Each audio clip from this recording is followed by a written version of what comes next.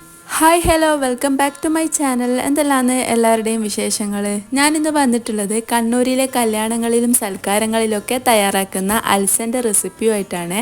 അപ്പോൾ വീഡിയോ മുഴുവനായിട്ട് എല്ലാവരും കാണുക. കണ്ടിട്ട് ഇഷ്ടമാണെന്നുണ്ടെങ്കിൽ സബ്സ്ക്രൈബ് ചെയ്യാനും ലൈക്ക് ചെയ്യാനും ഷെയർ ചെയ്യാനും ഒന്നും മറക്കല്ലേ. നമുക്ക് പെട്ടെന്നൊക്കെ അൽസ കഴിക്കാൻ ആഗ്രഹം ഉണ്ടായാൽ ഒരുപാട് സമയമെടുക്കുമെന്ന് വിചാരിച്ചിട്ട് തയ്യാറാക്കാത്തവരായിരിക്കും മിക്കവരും ഉണ്ടാവുക. പക്ഷേങ്കിൽ ഇത് കുക്കറിൽ തയ്യാറാക്കാൻ പറ്റിയ അൽസൻ്റെ റെസിപ്പിയാണ്. അപ്പോൾ തലേ ദിവസം രാത്രി തന്നെ നല്ലോണം കുത്തിയ ഗോതമ്പ് കഴുകിയിട്ട് ഒന്ന് വെള്ളത്തിൽ സോക്ക് ചെയ്യാൻ വേണ്ടി വെച്ചിട്ടുണ്ട്. തയ്യാറാക്കുന്നതിൻ്റെ ഒരു 5-6 മണിക്കൂർ മുമ്പൊന്ന് സോക്ക് ചെയ്യാൻ വേണ്ടി വെക്കുക മാത്രം ചെയ്താൽ മതി. ഇനി അത് വെള്ളത്തോടെ തന്നെ ഒരു കുക്കറിലേക്ക് ഒഴിച്ചിട്ട് കുക്കറിൻ്റെ ഒരു പകുതിയോളം വെള്ളം ഞാൻ ആദ്യം ഒഴിച്ചു കൊടുത്തിട്ടുണ്ട്. എന്നിട്ടൊരു കഷ്ണം ഉള്ളിയും കൂടി കട്ട് ചെയ്തിട്ടൊന്ന് കുക്കറിൽ വിസിലാവാൻ വേണ്ടി വെച്ചിട്ടുണ്ട്. അപ്പോഴത്തേക്കും നമുക്കൊരു 1/4 കപ്പോളം തേങ്ങൻ്റെ പാലൊന്ന് 1-ാം പാലും 2-ാം പാലും തയ്യാറാക്കി എടുക്കുന്നുണ്ട്. ഒരു 3 വിസിലൊക്കെ വന്നിട്ടാകുമ്പോൾ ജസ്റ്റ് ഒന്ന് കുക്കറൊന്ന് ഓഫാക്കിയിട്ട് നമുക്കൊന്ന് വിസിലൊക്കെ പോയതിന് ശേഷം ഒന്നുകൂടി കുറച്ച് വെള്ളം കൂടി ഒഴിച്ചിട്ട് ആദ്യം ഒരു 3 വിസിൽ വരാൻ വേണ്ടിയിട്ട് കാത്തു വെക്കാം. ആദ്യം തന്നെ ഒരുപാട് വെള്ളം ഒഴിച്ചു കൊടുത്താൽ കുക്കർ വിസിൽ വരുമ്പം വെള്ളം പുറത്തു പോകും. അതുകൊണ്ടാണ് ഇങ്ങനെ ചെയ്യുന്നത്. രണ്ടാമത് കുക്കർ ഗ്യാസിൽ വെക്കുമ്പോൾ നമുക്ക് തേങ്ങൻ്റെ 2-ാം പാൽ ഒഴിച്ചിട്ടാണ് അൽസ വേവിച്ചെടുക്കുന്നത്. അതിൻ്റെ കൂടെ വെള്ളം വേണമെങ്കിൽ ആവശ്യത്തിന് ഒഴിച്ചു കൊടുക്കുക.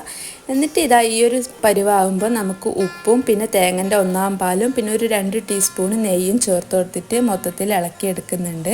ഇനി ഉള്ളി ഒന്ന് ഫ്രൈ ആക്കുന്നുണ്ട്. കുറച്ച് മേലിൽ ഇട്ട് കൊടുക്കാൻ വേണ്ടിയിട്ടാണ്. അത് നെയ്യിൽ തന്നെ ഉള്ളി ചെറുങ്ങനെ കട്ട് ചെയ്തിട്ട് ഇട്ടിട്ട് നല്ലോണം ഒന്ന് ഫ്രൈ ആക്കി എടുക്കുന്നുണ്ട്. ഒരു ഗോൾഡൻ ബ്രൗൺ കളറായി വരുന്നത് വരെ തന്നെ.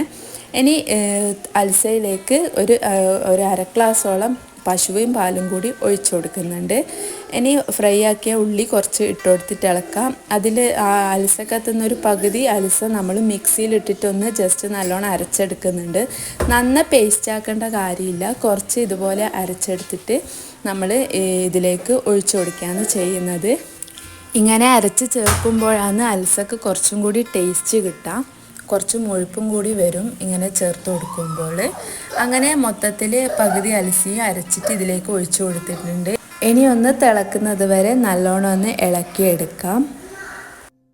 അടിക്ക് പിടിക്കാതിരിക്കാൻ വേണ്ടിയിട്ട് ശ്രദ്ധിക്കുക. വെള്ളമൊഴിച്ച് വേവിക്കുന്ന സമയത്തൊന്ന് ശ്രദ്ധിച്ചെടുത്താൽ മതി, വേറെ ഒന്നുമില്ല. അങ്ങനെ നമ്മുടെ അൽസ ഇവിടെ റെഡി ആയിട്ടുണ്ട്.